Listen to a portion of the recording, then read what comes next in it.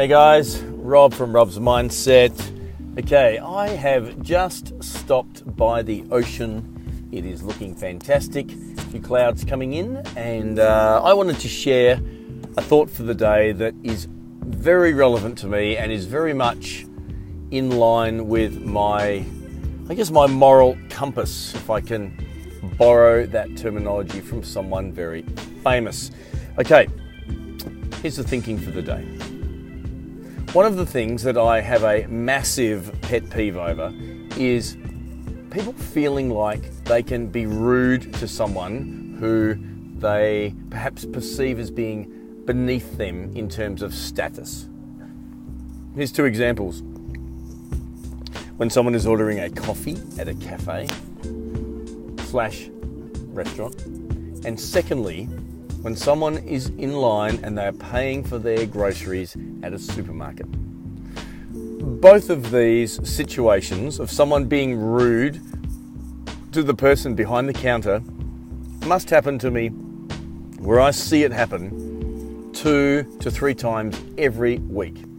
Now, I love getting a coffee, I love going into a cafe, I love getting a double espresso, and I've never once felt the need to be rude to someone behind the counter, and yet it happens all the time. All the time. It's not that hard. It is not that hard to have eye contact with someone. They are a person, they are doing a job. Just be nice to them. Now, why do people do it?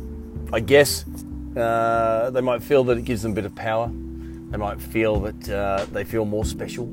They may have a high-paying job and think that anyone who doesn't have something equivalent to them or higher, or someone who is in a perceived status above them, deserves to be spoken down to.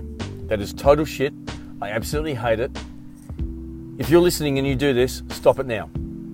There is nothing else to say. Stop it now. This is not necessary. Now, can you imagine being on the receiving end of that? And here's a good example of what to look out for if you have had a bad day. If you've had a bad day and you have a tendency to fire off at someone because you are not self-aware, and if you've listened to other podcast messages that I've put out, this is what Rob's Mindset's all about. Self-awareness, mindfulness, catching your thinking. And this is a prime example of what can happen. You have had a shitty day. You have got a bad result from an exam. A teacher told you off. Your mum and dad told you off. Your boss told you off. Your client was rude to you. Bam! What happens? You walk out the door and you express that feeling, that anger, that frustration at someone else. They become your sounding board. That is just not on. They are doing their job. They do not want to be your sounding board. They are not there for that purpose.